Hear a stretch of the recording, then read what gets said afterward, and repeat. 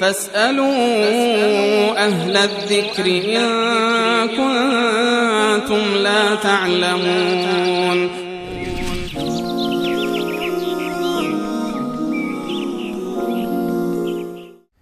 آقا رضا از بلوچستان پرسیدن که نماز خواندن پشت سر انسان معتاد چه حکمی دارد؟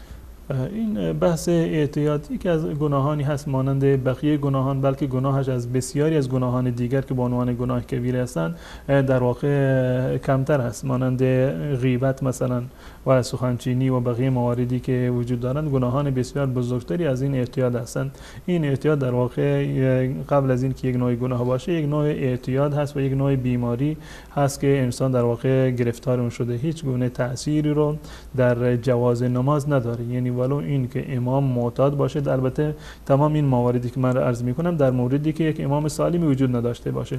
اگر امام صحیح و سالمی وجود داره و انسان در واقع محترمی هست، اون اولاتر هست برای امامت. اما اگر چون این فردی وجود نداشت، اگر مجبور شدن یک فردی رو که اعتیاد به سیگار داشته باشد یا اعتیاد به دیگری از مواد مخدر داشته باشد، امامتش جایز هست و نماز پشت سرش در واقع ادا می شود.